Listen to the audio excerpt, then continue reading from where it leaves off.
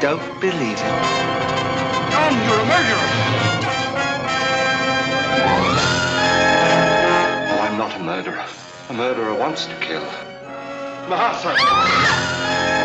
I created a technique for restoring the dead to life, and that young man volunteered to be my first subject. Just what I wanted to know.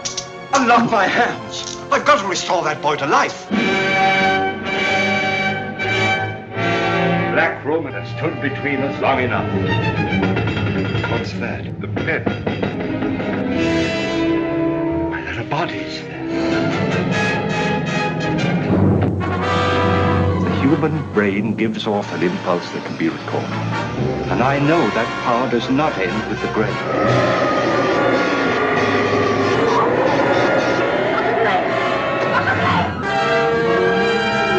Trying this out on human beings is nothing short of murder, and I won't let you do it. If any of you interfere with this work, I shall kill you. You're about to witness a phenomenon. 5 seconds that will flabbergast the imagination of everyone here.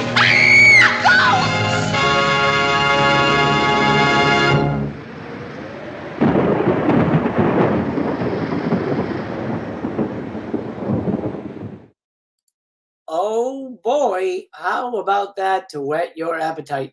Pardon me. Welcome to the party, pal. You're from the neighborhood Master Chaos, back with you once again for another box set review.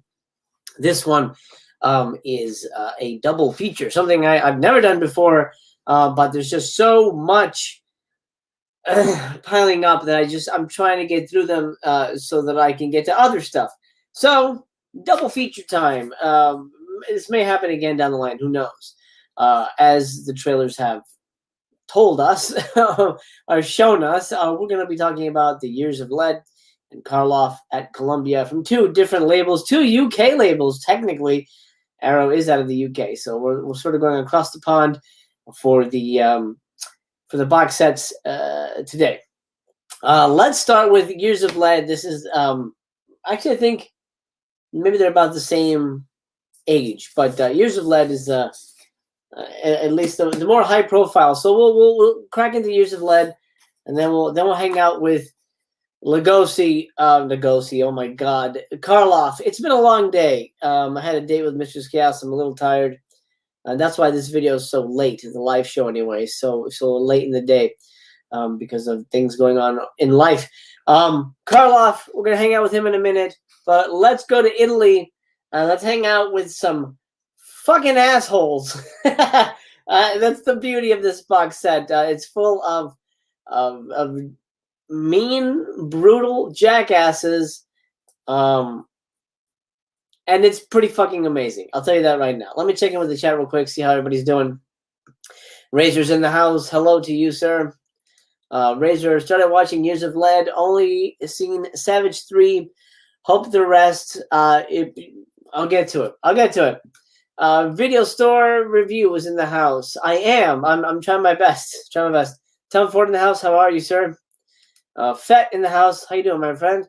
It is time for some box set reviews. Some of these Italian names are longer than the movie titles. That's true. Boris, I hate Moose and Squirrel Karloff. I don't think he ever did the voice for that. Did he? I don't think he did. Because those were Russians, and he's not Russian. I don't think he was ever the voice of the bad guy in if it's what you're thinking, or you're nuts, I don't know. Eternal Melancholy. Hey, Professor Chaos. What Professor Chaos? Thank you. I don't know that I don't know that I'm teaching yet, but I appreciate that. That horror dude here from Reject Films. Awesome. Well, welcome to the party. Welcome to the party. Happy to have you here. Okay. So here's what we're gonna do. I couldn't find the trailers for all the movies in here, or I should say they were available, but I wasn't able to rip them for some unknown reason. Technology sucks, so I wasn't able to rip all the trailers from the films on here. But I'll show you what I can, and the movies I don't have trailers for, I'll play something on the side, so you'll get a little extra bang for your buck. Well, first of all, before I pull a video. Well, what are we talking about? We're going to talk about this one first. I'll load that. Oh, get that ready. Before I say anything, if you don't have this box set, I highly recommend you get it. 100%, right off the top, Years of Lead gets a motherfucking thumbs up. 5 stars. It's right up there with the Spaghetti, the Vengeance Trails box set. Amazing bunch of movies. And I'm honestly excited, which is something I can't always say. I'm excited to see what comes next, because the rumor is they're going to be making a second one of these and Vengeance Trails. Holy shit, what a bunch of fucking crazy movies. Okay, let's start with okay, so the way the box is constructed, I know it's a lot of people were not happy about it. It's 5 movies, but 3 cases. You get 1 on its own, and then you get 2 double features here. Get out of the glare here. You get 2 double features here.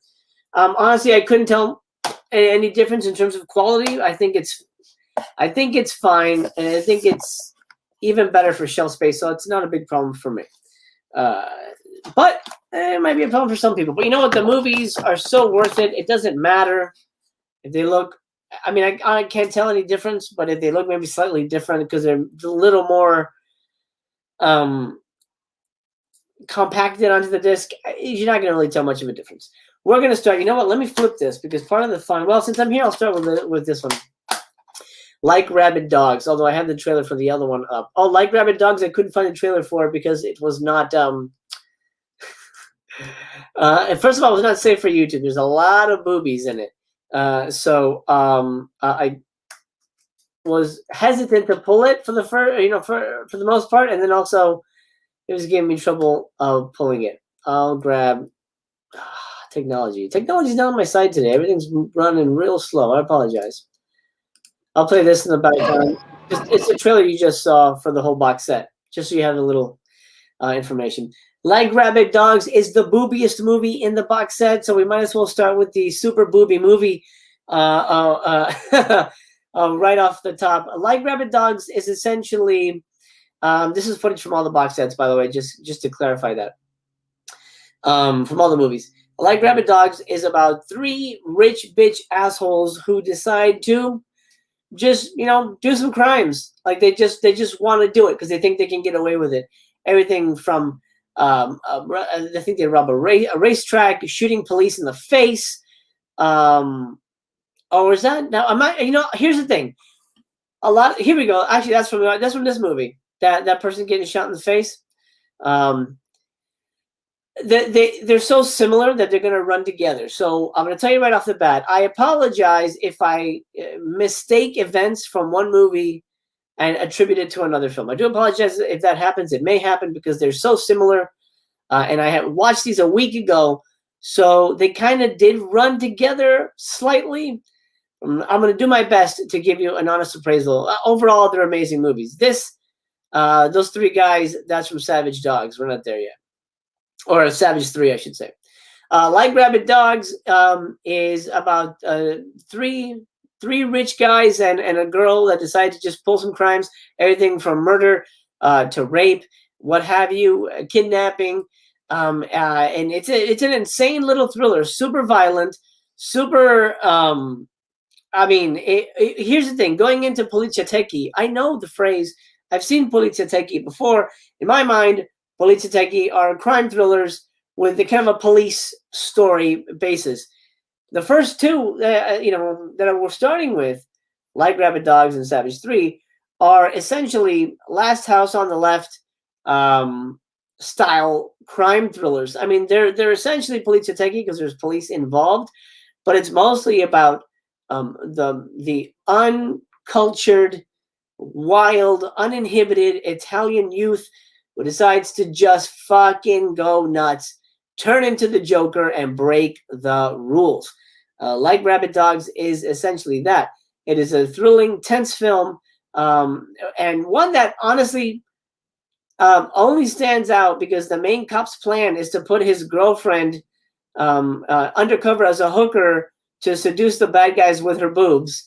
And the fact that there's a lot of boobs in the movie. It's very violent. There's one awful sequence. I mean, it'll just turn your stomach.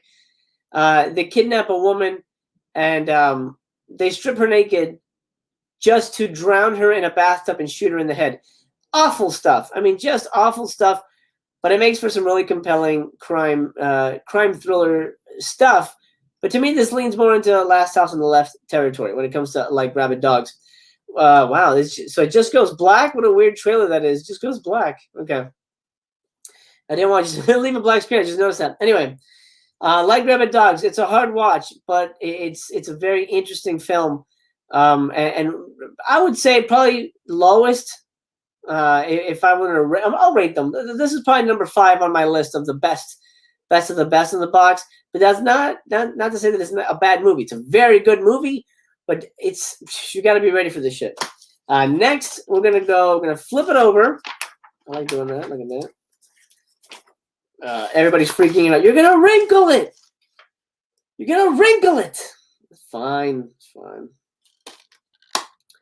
Okay, I'm gonna get rid of this, and then we're gonna switch over to Savage 3, starring Joe D'Alessandro, which some of you might have met for the first time through Blood for Dracula, a release from Severin.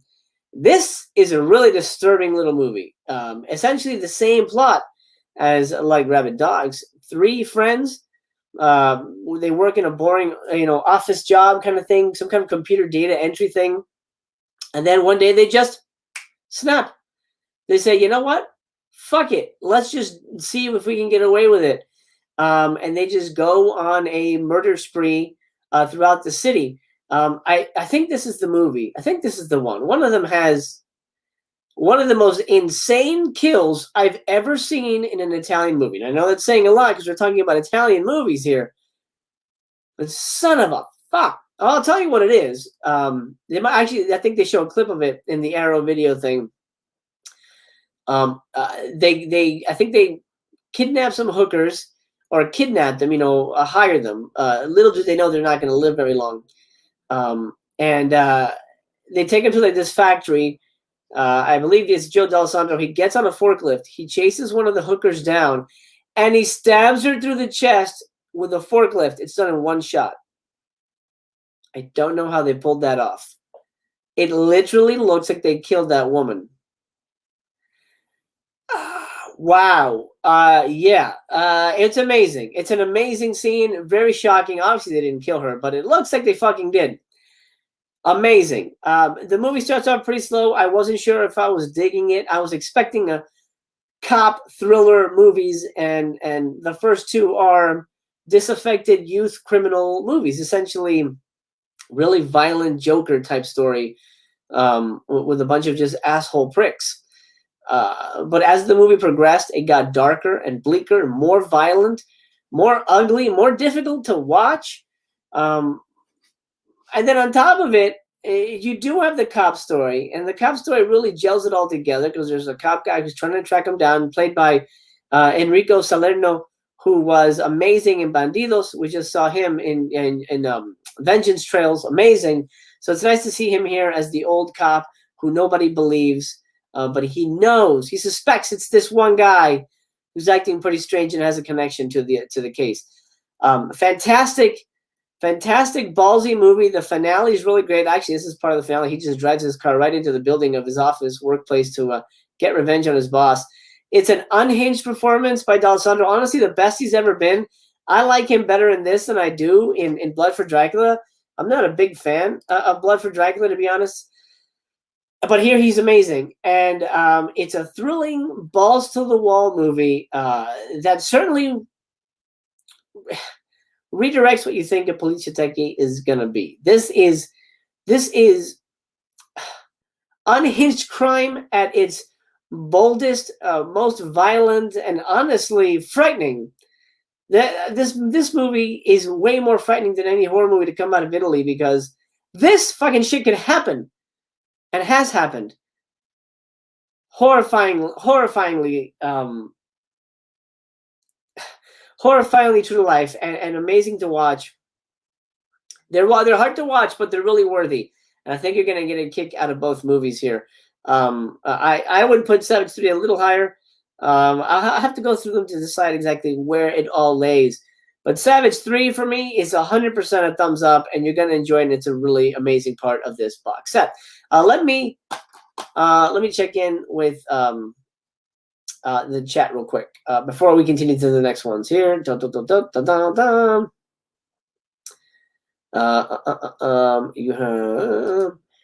You have educated me while I enjoy your videos. Oh, well, thank you. I appreciate that. If I have done that, I like it. User bled only region B hub. Nope, not at all. This is region B and A. Mostly all box sets from Arrow are region, all region, for the most part. I want that shirt. Awesome. Are you Afraid of the Dark fan? I'm so glad to hear that. If you are, you know what? Small aside. Where's my phone? I can't see anything here as I turn the lights off. No idea where my goddamn phone is. I'll see if I can reach for it. Yeah, the power of magic compels me. I wrote the book. Are You Afraid of the Dark? The Campfire Companion. It's available on Amazon. If you're not Afraid of the Dark fan, pick it up. Exclusive interviews from the cast and crew and episode guides, all that good stuff. Had a good time writing that. That was fun. Let me check in with everybody else. Art with Horror in the House. What's up, man? Guys, go check out Art's channel. It's amazing.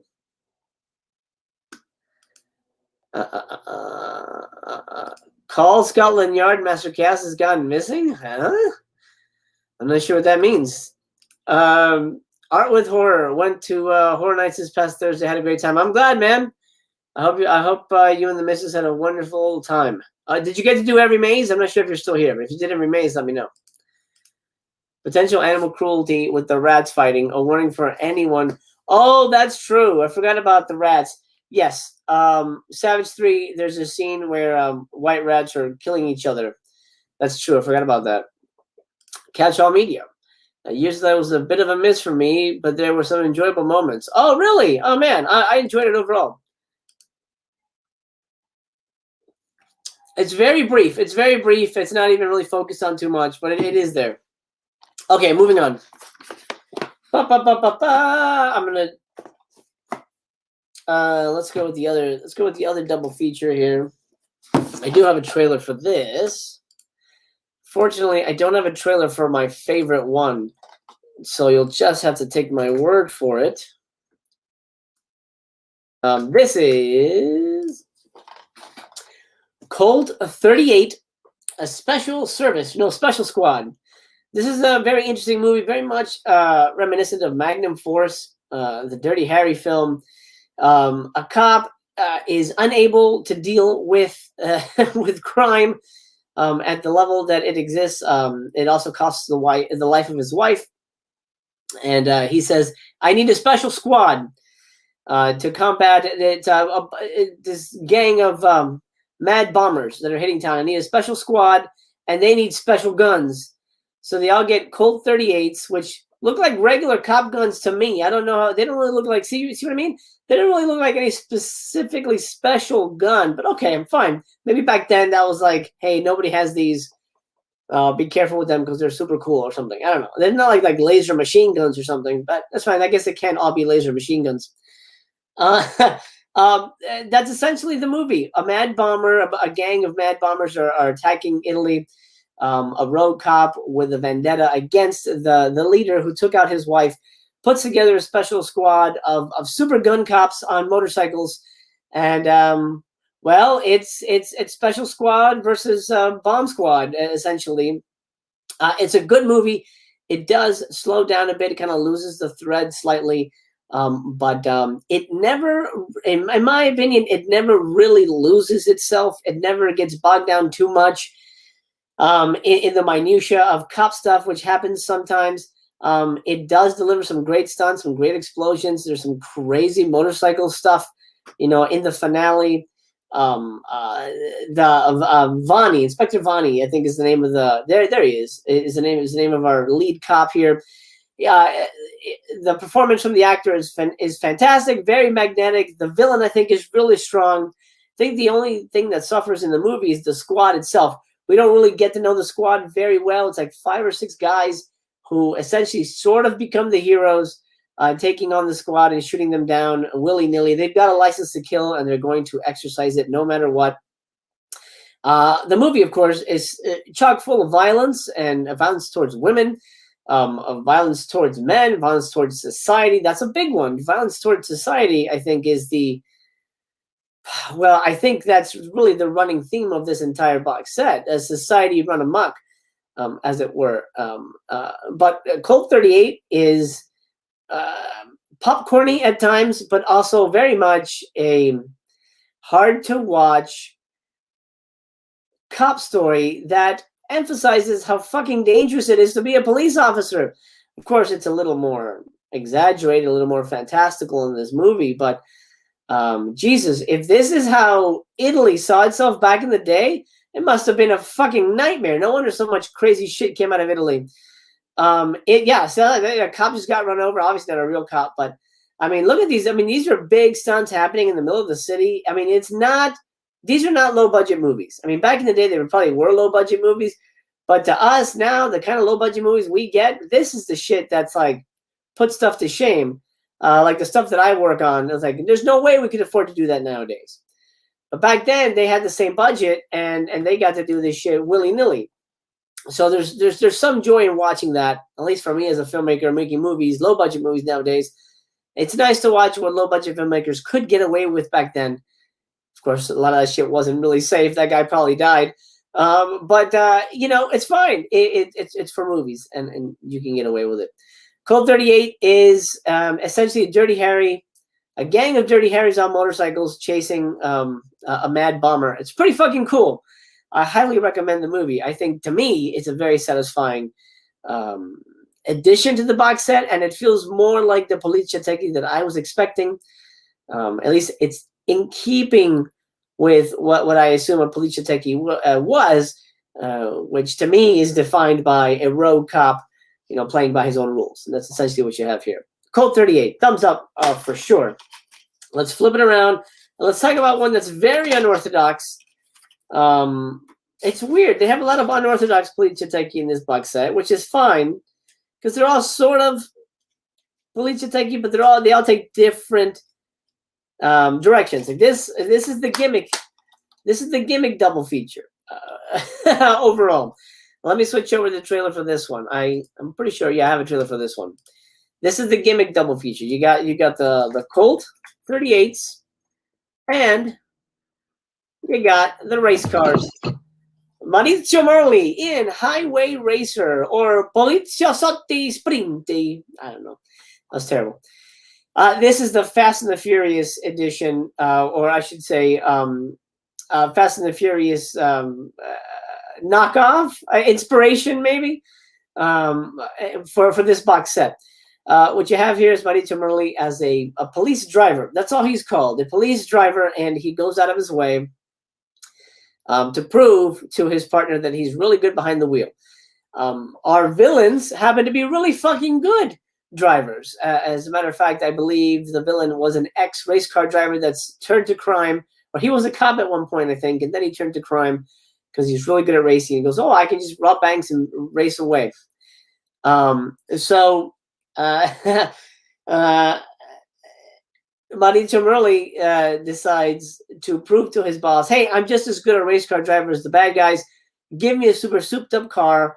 Let me go undercover. I'll take them down from the inside out. So very much like Colt 38, you have a cop a road cop who wants to take matters into his own hands.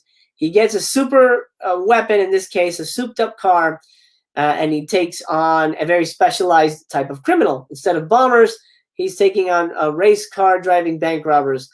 And as you would expect, you get some fucking amazing car stunts in this movie. As a matter of fact, that is the highlight. You get a couple of really cool shootouts, but mostly it's insane car stunts where you know somebody died. There's no way anybody got out of there without a scratch, or at least severely handicapped. Yeah, I'm pretty sure that happened. I can't guarantee it, but let's be honest here, it happened. Like, look at that precision driving. That's insane stuff. I think if you like cars, if you like Fast and the Furious, Highway Racer is right up your alley. You are gonna dig the bananas out of this movie. Really good stunts, really big stunts. Overall, that's pretty much the whole movie. They're in the car for a good 70% of it. There is some background story with Manito Murley's girlfriend, and there is some character development. We do get to meet the very charismatic villain, the ex-race car driver. He's really good. I don't know the actor, but he's very charismatic. He's really fun to watch, and he comes off very suave. And I think that works in a movie like this. You want a suave villain to play off of our rogue tunnel vision cop, and Manito Murley is great in that regard. Overall, a movie that's chock full of amazing stunts, and that's it. I mean, it's pretty much just a stunty movie. There's not a lot of physical violence from what I remember. There's not a lot of there's no nudity from what I recall. There is a little bit of blood, but it's mostly big, hunkin', high octane car stunts, and a really likable performance, by Mauricio Murley, that delivers the goods and is quite satisfying. And it's very different from what I expected when I was going in expecting a Polizia Techie box set. I was not expecting a Fast and the Furious type film, but there you go, Highway Racer. This one also gets a thumbs up. Let me check in with the chat before we move on. We'll move up a little bit here. Art said, yes, went through all the mazes. Front of the line passes are worth it. They are indeed. There's no way to do it without it. Video Store says, as a British release, though, any animal cruelty would be cut and are confirmed to be fake. I think that might have been cut. That's interesting. This is the U.S. version, the one I'm holding in my hand. Let's see. Okay. I'm trying to see what comments are for me, because people are having a chat in the chat, and I don't want to get mixed up in it because I'll just get confused. For the films that have options, do you prefer Italian or English dubs? I'll be honest. I have to watch these when everybody's at home, when everybody's asleep at night. So I'm usually shotgunning these movies at midnight. I watch them in English. You know what I mean? It's like I prefer.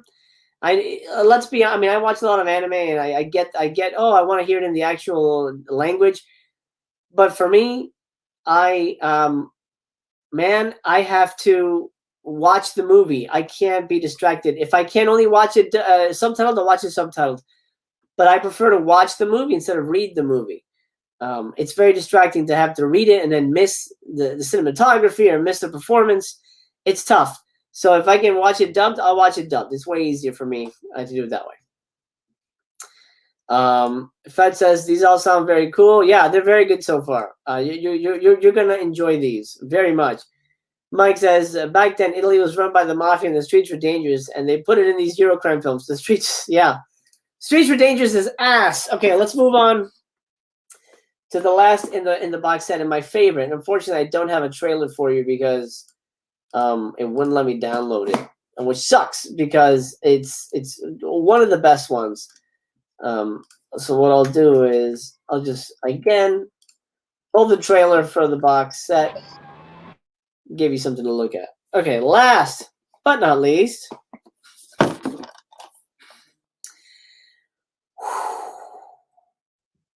no, the case is happily resolved. I almost don't want to recommend this movie. But I loved it, and it's my favorite movie in the box set, and it's number 1. But I don't think I could ever watch this movie again. This thing is fucking brilliant. Brilliant. Again, very untraditional police detective. The leads aren't even police officers. There's police in it, but there's no real heavy police involvement. The police are an element of it, but the main characters aren't police, and it's mostly oh god, I don't want to give too much away, but I'll tell you the plot. God damn, this movie, fuck, is so good, but so wow, really hard to watch. No, the case is happily resolved is about an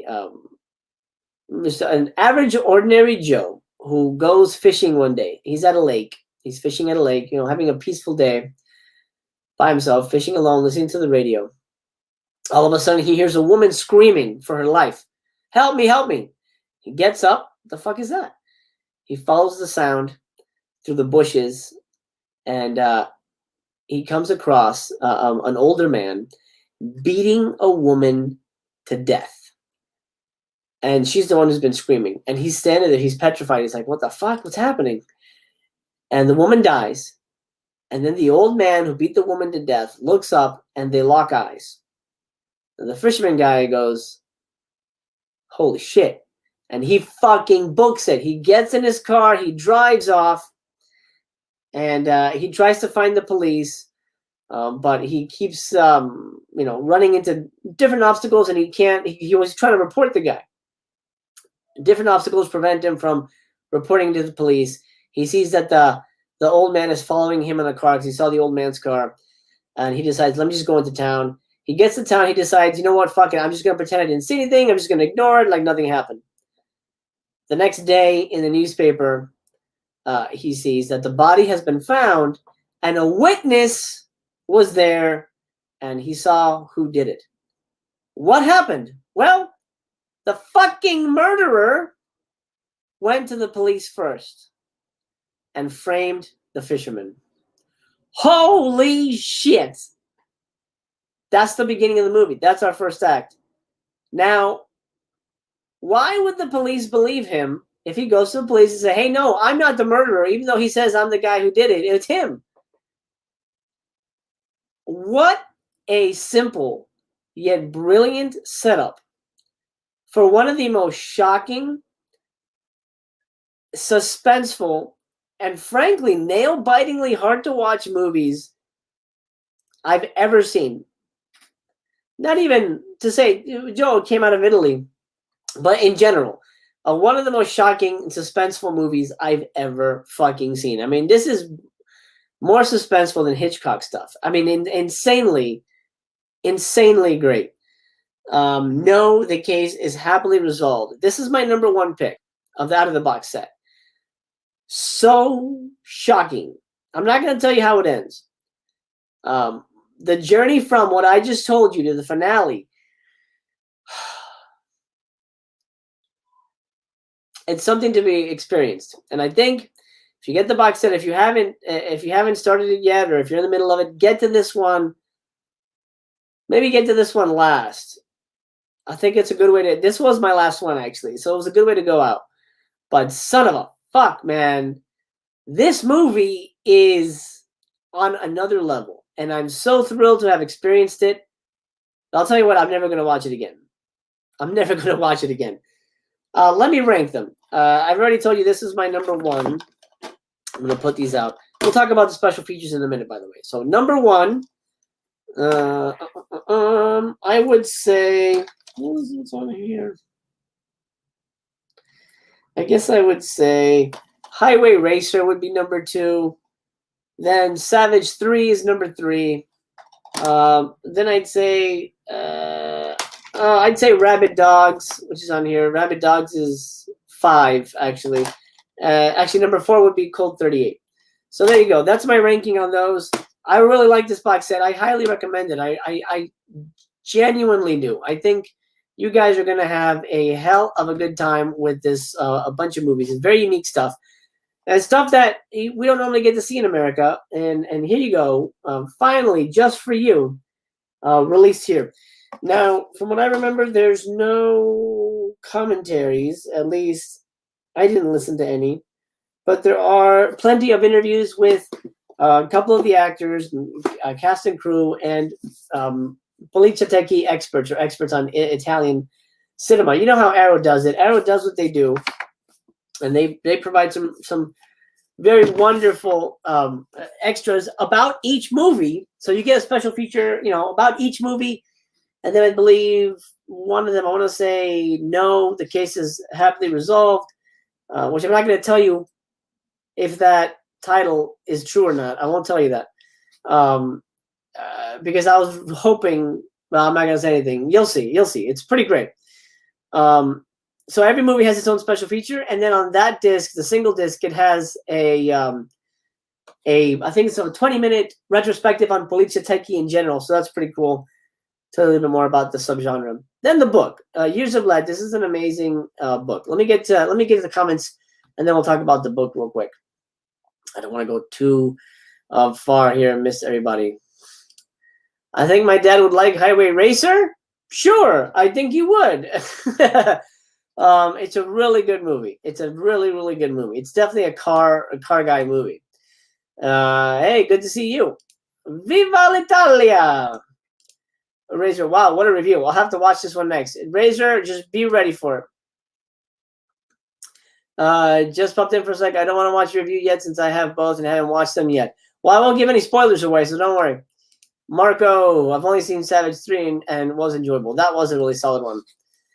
Okay, Years of Lead. You get a nice little glossy book.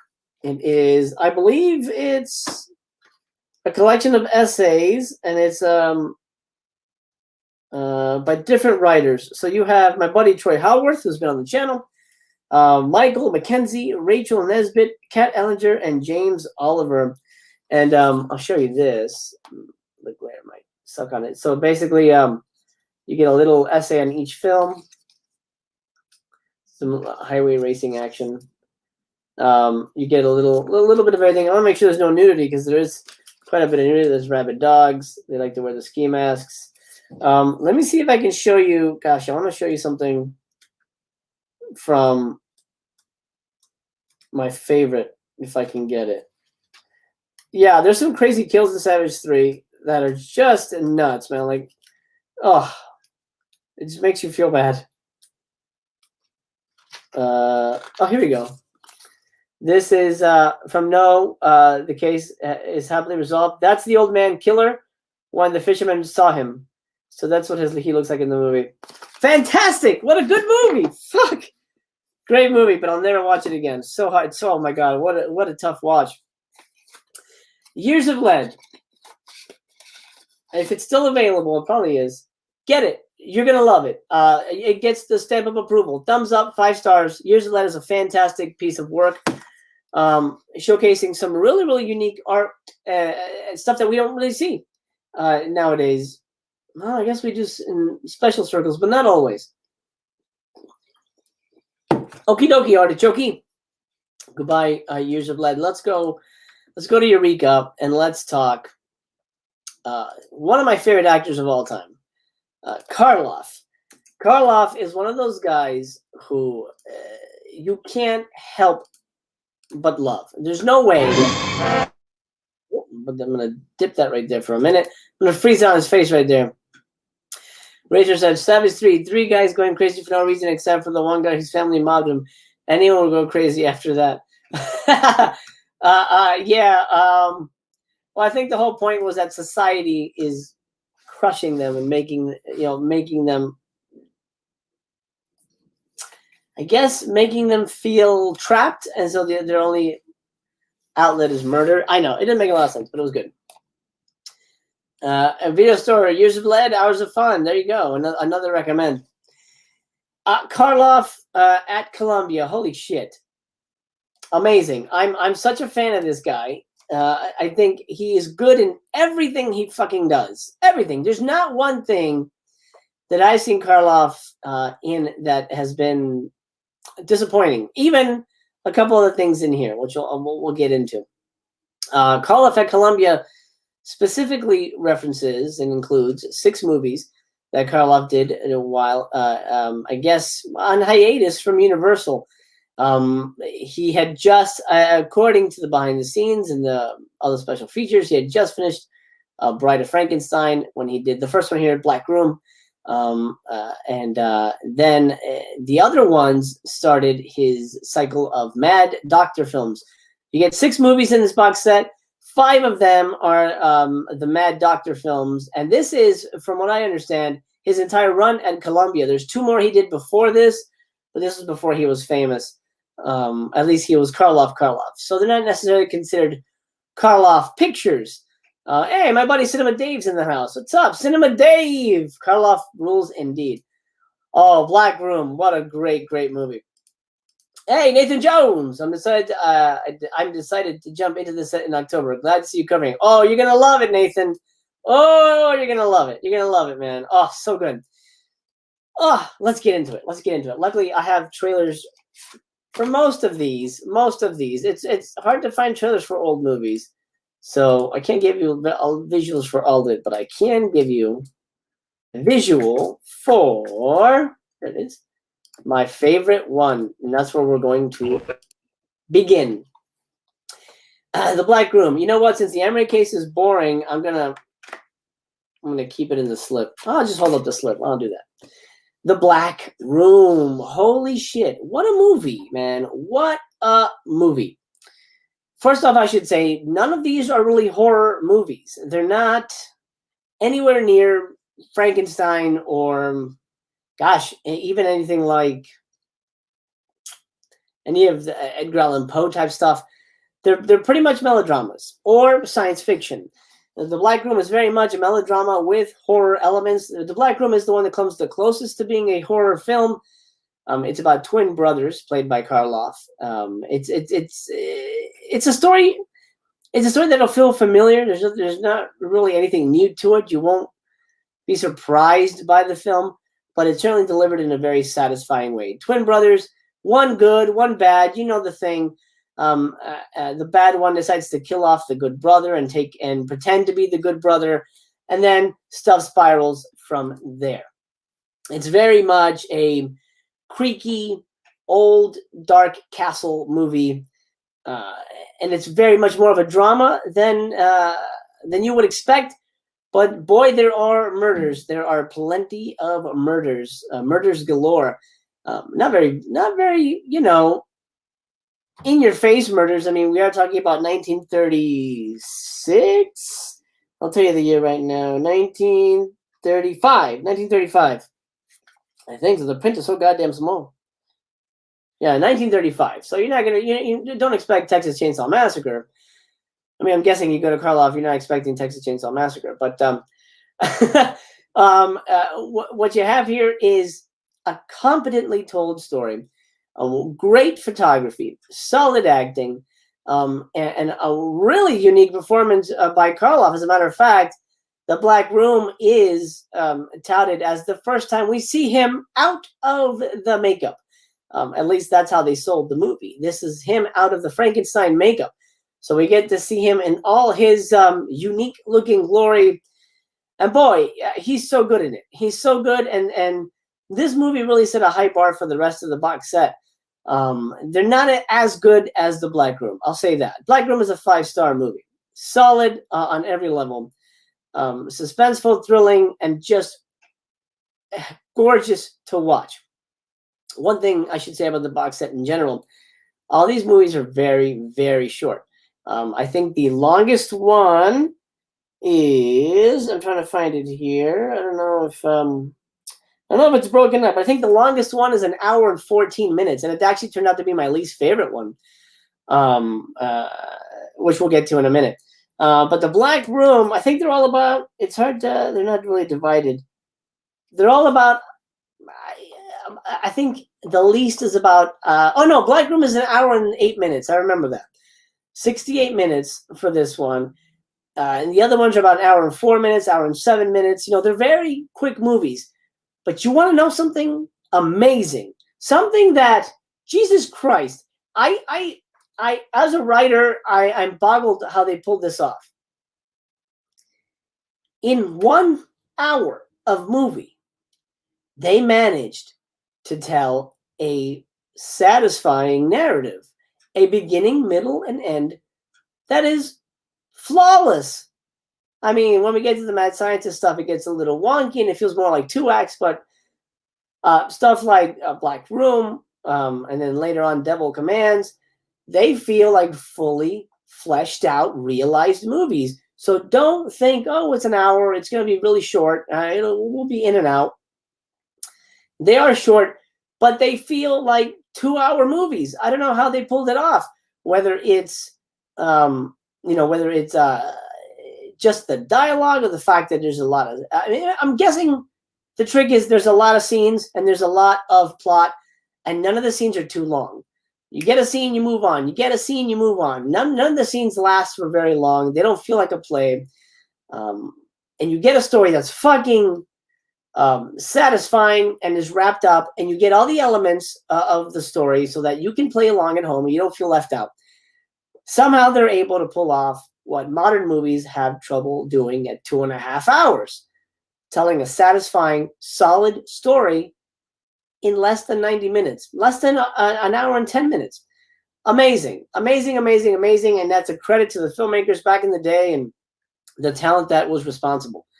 Black Room. Wow, what a way to start off. 5 stars. Let me check in with the chat here.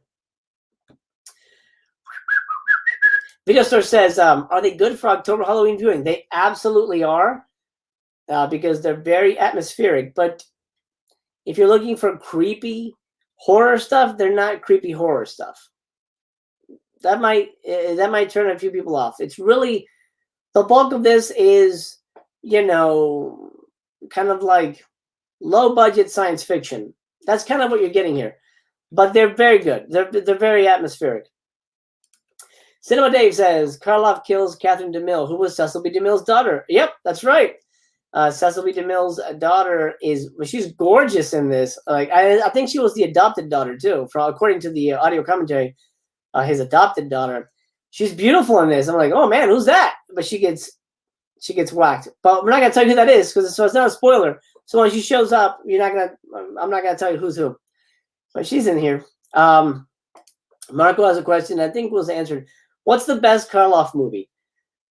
That's a good question. I see Nightwolf has answered with The Mummy. The Mummy's good. I wouldn't say it's his best. I think his best performance as the monster is Bride of Frankenstein. His best performance as himself would be Targets. That's a really good movie. I think that's one of his last movies too. He plays an aging horror star. It's a colored movie from the 70s. Really good stuff. He's really good in Die Monster Die. I mean, he's really good in every movie. There's no Boris Karloff performance that is pointless. He's really good in Arsenic and Old Lace. I mean, he's amazing. That's what I love about these classics. That runtime usually is perfect. Yeah, perfect. I don't know how they freaking do it. It's amazing. All right, moving on to the next one, and I have to double check. The Man They Could Not Hang. I'm not sure if I got a trailer for that, but I will look. A lot of these are going to have similar titles. I believe this is I believe that's a YouTube video I found is the closest thing I'm going to get to showing you footage. So this is from Cinemassacre's Monster Bandits 3 from YouTube. The Man They Could Not Hang. What an interesting film. It's essentially, and you're seeing footage of it right now, it's essentially the start of his mad doctor cycle at Colombia.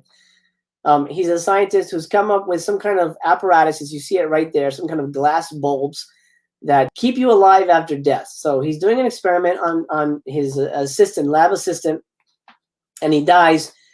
The girlfriend panics. She gets the police, and he gets arrested. But he's like, no, I can save him, blah, blah, blah, blah, blah. And he gets arrested. He gets sent to jail for murdering his assistant. So he's convicted, and they say, okay, you're going to hang until dead. Karloff's assistant then picks up his body, takes him back to the lab, and tries the glass heart beakers experiment on him, and of course brings him back to life. So he becomes the man they could not hang. And what does any normal, rational scientist do when he comes back to life? Tries to kill everybody who killed him. Now, this is the longest one in the cycle. So this is the one that's an hour and 14 minutes. And, you know, it's my least favorite. It's my least favorite because, not just because it was longer, but because I feel it does less with the material than the other ones did when it comes to time management. This one goes from, and it doesn't. It also doesn't feel like a 3-act movie. It goes from him being arrested and hanged. He comes back to life. The next, what he does is he kidnaps everybody that had a hand in his trial, but he does it in a way like, hey, come to dinner for some fancy thing, whatever. You know, it's like a 10 Little Indians kind of thing. He traps them in a mansion. He's got everybody, the DA that sent him up, the jury, the judge, all these people, and he's going to kill them one by one. Now, that sounds cool, except the fact that the movie itself stops for a good portion of the time, and the tension and suspense that's built up from the setup gets diluted very fast because it's essentially a locked room thriller. The Man They Could Not Hang isn't bad. It's not my favorite. It's not my favorite, and one that I don't know that I'll be rewatching very often. This one I'm going to give 3 stars to. It's still a great performance by Karloff, but the movie runs out of steam, and the whole concept of I don't even know how he came to life. It's not really explained. Not that the other ones do, but they do a better job of giving you an idea of how it could possibly work. Here we just see some jars and some liquids and like, oh, I'm alive now. That stretches credulity. So when I say that these aren't really horror movies, you see what I mean. This is very much a science fiction story, kind of a zombie story, kind of a revenge thriller, but it just kind of sits on its plot and doesn't really go any further, which is a shame. Cinema Dave has a comment here. Ironically, the only time he won an award was as the voice of the Grinch. It's unfortunate, but true, man. That's awful. We love you, Boris. We love you very much. All right, next is Before I Hang, I believe. No, the man with 9 lives. Now, this is a very interesting one. Let me see if I don't remember if I have a trailer for that one. That's a very interesting one. I don't think I have a trailer for that one, unfortunately. So I'll just leave it on Boris right there. The Man with 9 Lives is one of my favorites. I think this is a very unique little movie, very different from what you expect. Again, it's a low budget movie. It's pretty much another locked room thriller, but done in a very creepy and satisfying way. Here, a young doctor is working on cryotherapy, and well, his technique is kind of ridiculous. I'm not a doctor, but I'm pretty sure putting ice cubes on a patient will not put them in suspended animation. Here, of course, that's what the doctor says happens, and he revives the patient by giving the woman hot coffee. It's pretty ridiculous. It stretches credulity, but hey, fine, whatever, bro. As long as it's a good movie, I'll believe anything. The doctor has been following the works of. He has different names in every movie. He has a weird name, Dr. Vorlov, Dr. Varney. He's got a weird name in this one. We'll just call him Karloff. He's been following the work of Dr. Karloff, who pioneered cryotherapy, cryonic suspension, and things like that as a means of freezing the body and allowing it to heal itself to cure cancers and things like that. This doctor has disappeared. So he's put on suspension because the people at the hospital think the cryonics therapy is dangerous. So his girlfriend, who happens to be his nurse, says, let's go find this doctor and maybe he can give us some advice or maybe we can help him with his research, whatever. So he says, all right, let's go do that. They find Karloff's old cabin. That was the last time he was seen alive. It's empty. He's not there. He's not there anymore. Oh, Nathan's off for the night. Let me say farewell to Nathan. I'm off for the night, but I'm glad I was able to stop by. Good stuff, my friend. Gonna jump into Crash. Ooh, have you seen that one before? Good luck with that one. I hope you enjoy it. All right, pal. Good to see you, man. Take care. Anyway, where were we? So he finds Karloff's cabin. It's empty. It's deserted. No one's been there for years and years and years. His girlfriend falls through the rotting floorboards. She finds a basement. Long story short, Karloff has locked himself accidentally in a giant ice dungeon in his basement. And from there, he survived for 10 years. So we know that cryonics works. We know that it does preserve you and you can survive it. But how did he survive it? He's also been locked in there with 5 people who were going to arrest him for the murder of a patient, similar to a plot we just discussed. I mean, these movies kind of repeat themselves. They're like, oh, we're going to put you in jail. But like, no, I can prove that it's real. He tried to prove it to them. They accidentally got locked in this ice chest. Now, 10 years later, they're thought out, hey, it worked. Oh, my God, that's cool. But how did it work? Karloff decides to keep everybody hostage in that little basement until he finds out the right ingredients of the chemical that they breathed in right before they got frozen. And that's essentially what you have. You have another locked room. Thriller basically takes place in a dank basement where Karloff does experiments with beakers and potions and things. And I can see how some people would find it boring, but I think the tension, story-wise, and with the performances really keep the energy up, the intensity up, and it doesn't really flag. But I wouldn't necessarily call this a perfect Halloween movie either, because it's pretty much just a scientist doing stuff and people being kidnapped. So, yeah, it's kind of a weird gray area, but atmospherically it is perfect. And that ice dungeon, it's a thing of beauty. It's a thing of beauty. Nathan says, you two, high five or prayer hands. I'll let you know what I think of it. First time watch. Woof. Can't wait to hear what you think, pal. Wow, it's a crazy one. The Man with 9 Lives. I enjoyed it. Overall, I think it's a really satisfying little movie. Very unique plot. Very atmospheric. Very beautifully shot. I think across the board, all these movies look fantastic. The treatment and the restoration that they've done is really great, except for my least favorite one, and that's The Man They Could Not Hang. The longest one, I think, looks the worst. Yeah, out of all 6. A Man with 9 Lives, you can't go wrong. I think it's a solid ass movie. Okay, pal, let's move on to another hanging themed film. And these weren't written by the same guy, but they were directed by the same guy. At least a few of them were. This is Before I Hang. Karloff plays. Can anybody guess? If you said scientist, you're right. He plays a scientist who's come up with a. Actually, I don't even know if we know what the gimmick is. I don't think we actually know what the gimmick is for this one. The guy on Screamer Karloff, that's Van Helsing from Dracula. Edward Van Sloan right there. They team up to come up with a serum that this doctor has developed to cheat death. Actually, not to cheat death, to combat aging, I should say. It combats aging. It reverses aging, and Karloff's character obviously becomes the guinea pig. We've been here before. Third time's a charm. He takes the serum, and he gets younger throughout the movie, and he decides to spread it to his friends. But then when his friends refuse him, well, then he takes matters into his own hands to make sure that they live a long and happy life, even if that means he has to kill them. Yes, I know that doesn't make a lot of sense, but you kind of have to make allowances for these type of movies.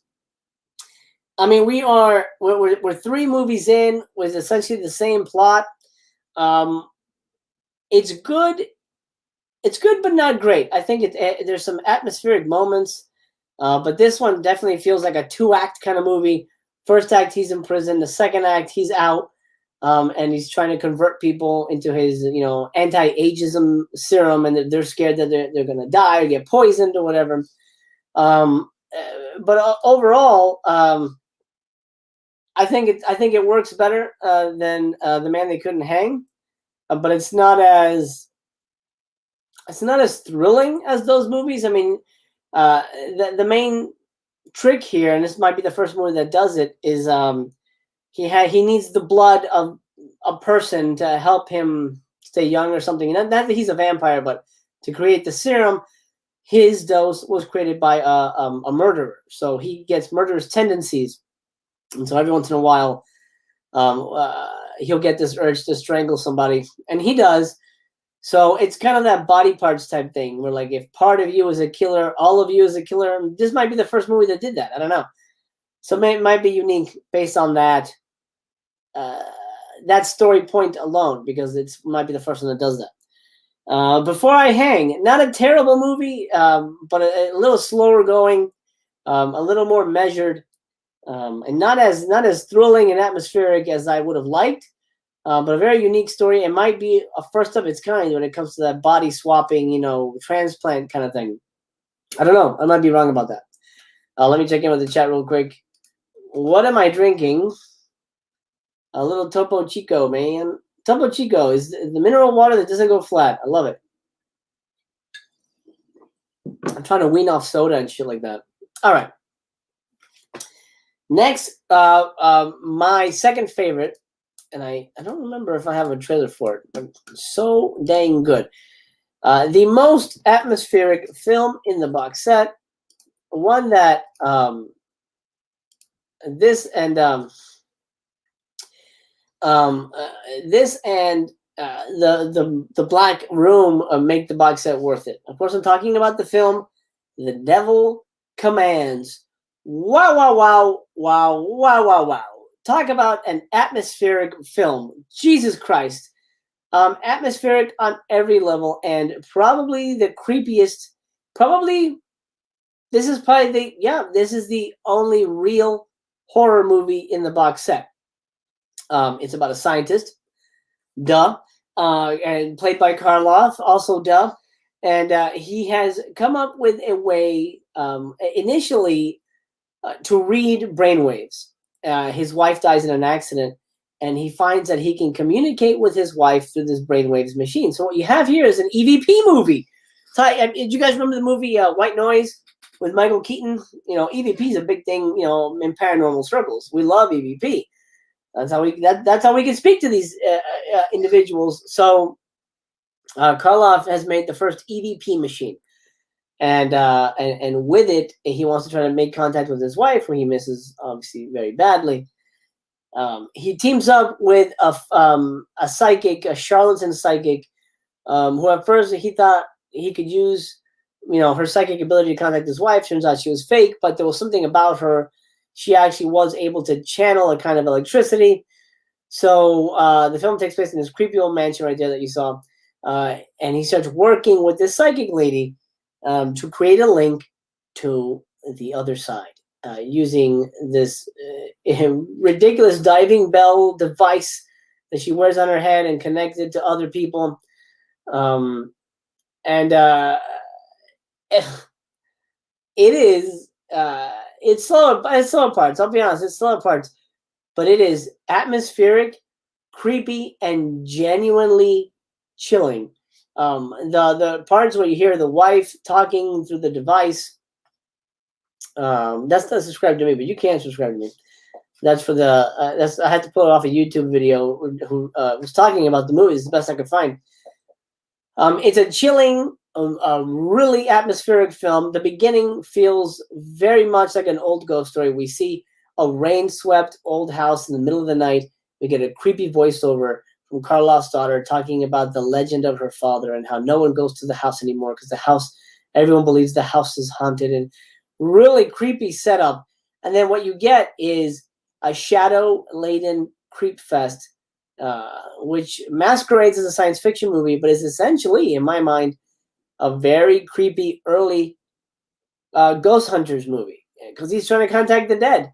and he does eventually get a chance to do so. I'm not going to ruin the movie for you, but it shares a lot of the DNA from the stuff we've seen before. There's, he murders people along the way. The police get wind of it. The family members don't want him to stop the experiments. It's the same kind of thing, but with a ton of atmosphere, a ton of creepy rain scenes, a really intense performance by Karloff, and a great supporting cast. This is my second favorite in the box set, mainly because it's just so good looking and so atmospheric and so beautiful. Jesus, you're going to have a good time. Trust me. This, I would say, start with that one if you're going to, or go in order, whatever you want. But start with Black Room, then go to Devil Commands. Then you can enjoy the other ones. But those two are my number one favorites. Let me check in with the chat real quick. Someone said, "Drink this, you'll be young forever." I would in a heartbeat. Wow. I don't know. I would have to think about that. I collected too much stuff to leave it to people who would tell her to throw it away. Wow. Okay. So you would live forever for your physical medium. Interesting. You will outgrow it. You will outlive it, I should say. That's my 2 cents. I feel all that stuff's gonna go away. Not like books. Books live forever. Okay. The last one. Did I have something for this? This one has the longest title and probably the most ridiculous title. I'm not sure if I grabbed that one or not.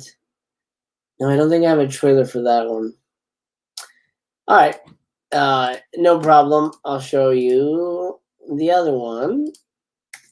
I'll show you the Eureka video trailer while we chat. A doodle do. I love that music.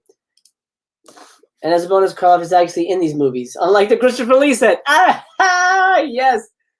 Oh my god. I'm having flashbacks. Absolutely true, Fett. Karloff is actually in these movies. He's not a supporting actor. Jesus Christ, what a mess that was. Anyway, The Boogeyman Will Get You is a very different movie because it is a comedy. It is the first comedy, the only comedy on here, and Karloff's first comedy. This is a horror comedy. I mean, it's essentially the same plot: mad scientist doing something, experimenting on people and causing their deaths. But it's told in a very slapsticky, tongue-in-cheek, 1939 type of way. It's 1939, right? I'm going to double-check that. No, 1942. Close enough. It's starring Peter Lorre, which is great. This is the only time he gets a sort of supporting ghoul actor to accompany him here. There's Peter Lorre. Peter Lorre, it's a small town. He plays the sheriff, the lawyer, the real estate agent, the town coroner. He does everything in the town for some reason. And then he finds out of Karloff's experiments and realizes, oh, we can get rich. I think this is going to be great. I think Karloff is trying to make flying super soldiers for the army. This is around the time, I believe, World War II was going on, and so.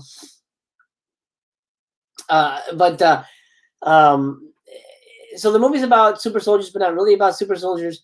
The movie is really about a young girl played by her real name was Jean, but her screen credit is Jeff Donnell.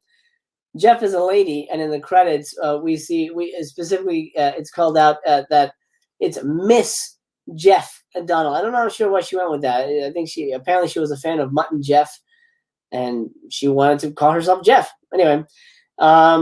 She finds this old house. That's the one that Karloff owns. It's for sale, apparently.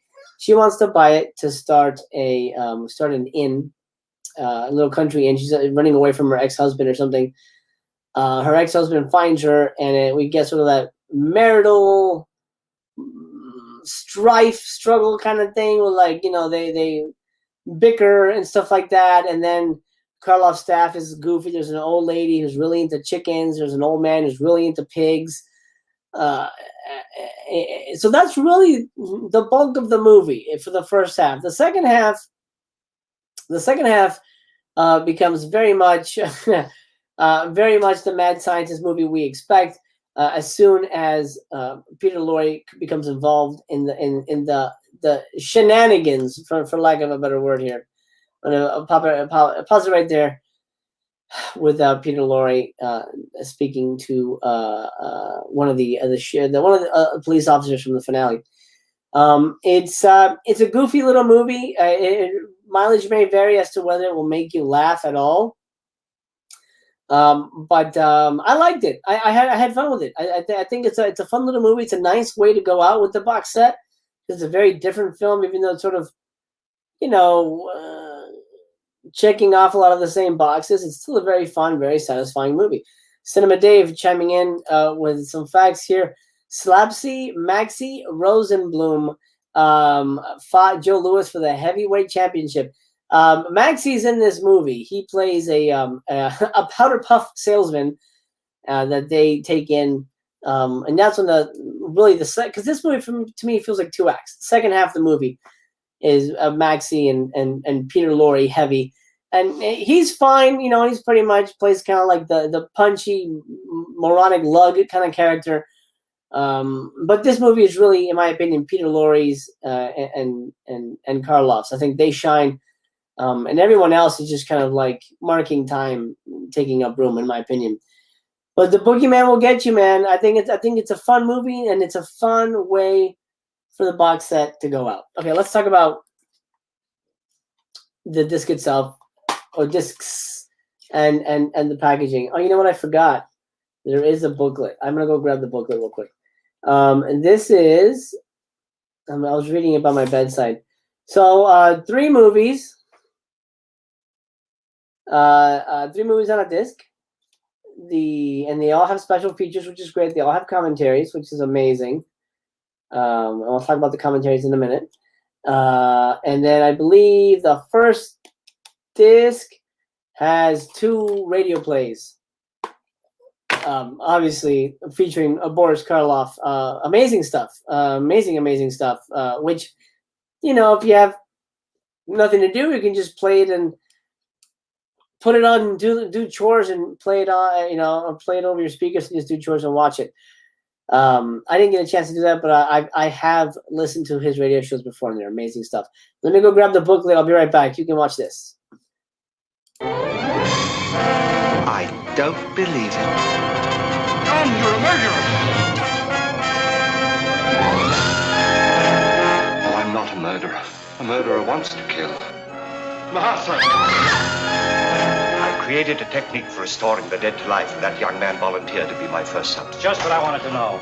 Unlock my hands! I've got to restore that boy to life. Black room has stood between us long enough. What's that? The pit.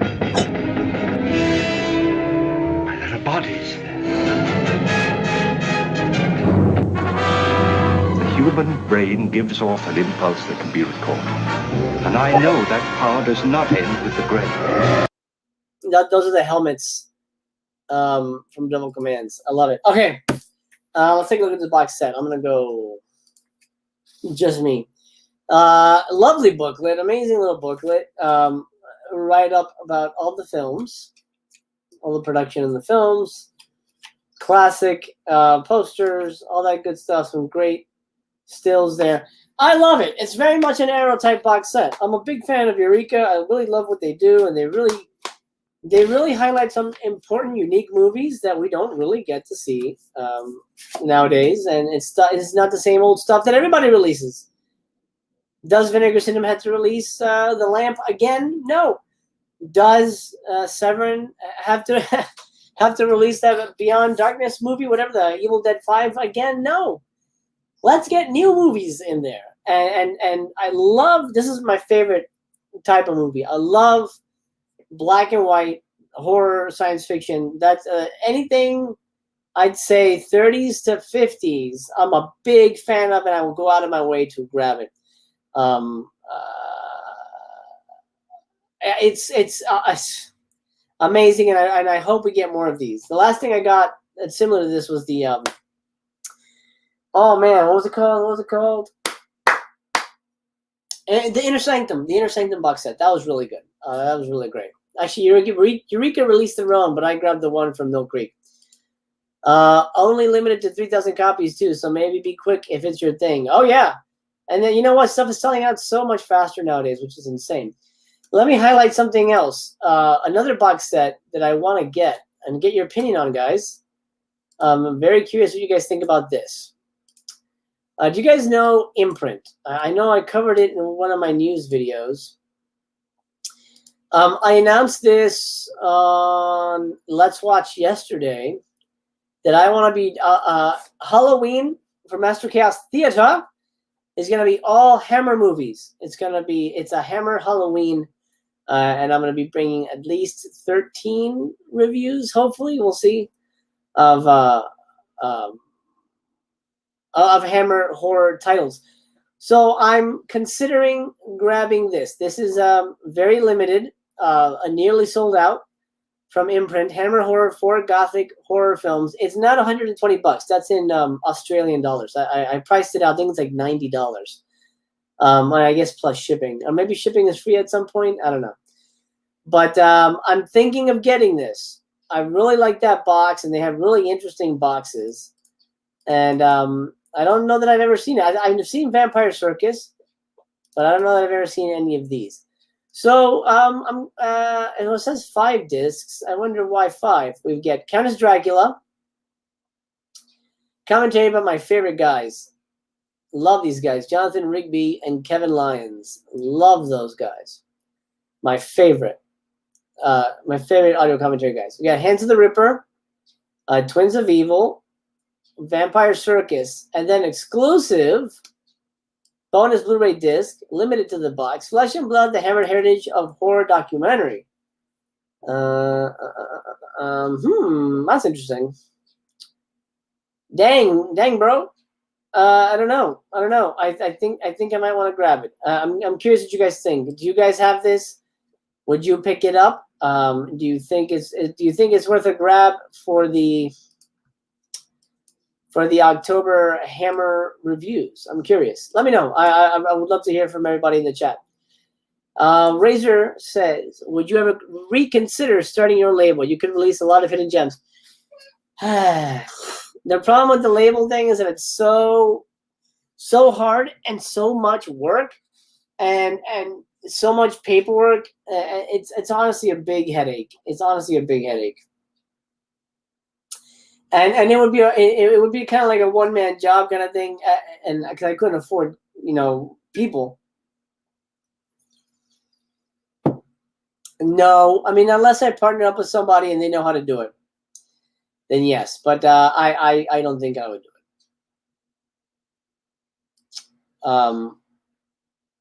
I don't think I would do it. Hosted by Tim the Toolman Taylor. I'm not sure what you're talking about there. I'm not sure what that's in reference to. Golden Child says, picked this up myself a couple weeks ago, but been waiting for Halloween season. The documentary alone sounds like it would be worth it. Okay, good. There you go. That's a vote for yes. All right, let's wrap it up. This actually went a little longer than I thought, but thank you for everybody for hanging out and watching. I'm gonna grab this. I'm gonna dip into my coffers and make it happen. Yeah, I think I'm gonna grab it. All right, Karloff at Colombia, amazing. A 5-star release. Grab it. I think you're gonna dig it. You know what? You know what we should do? Let's do this real quick. Let's see if it's still available. In case you are curious. Let's see. We'll browse all. So it's a fairly new release. And we'll see if it's here. Oh, here it is. Okay. It is still available. So grab it, guys, if you want to grab it. There it is. And then let's go check out. Let's go through Diabolic, and we'll see if you can get Years of Lead.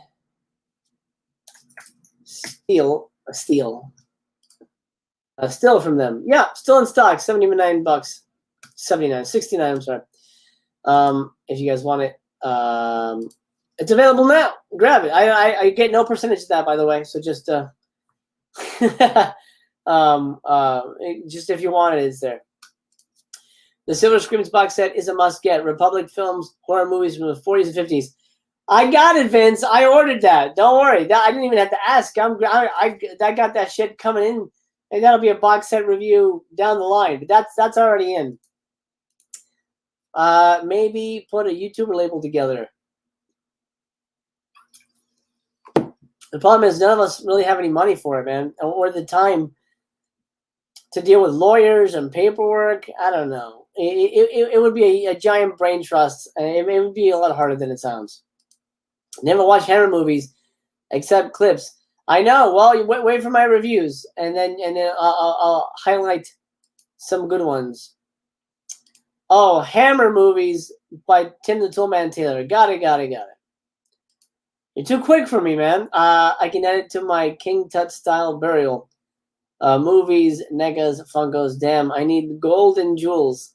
Well, some of them could be pretty rare. They could cost a pretty penny. All right, let's call it a night. I gotta go put the kids to bed and watch terrible movies. All right, next week.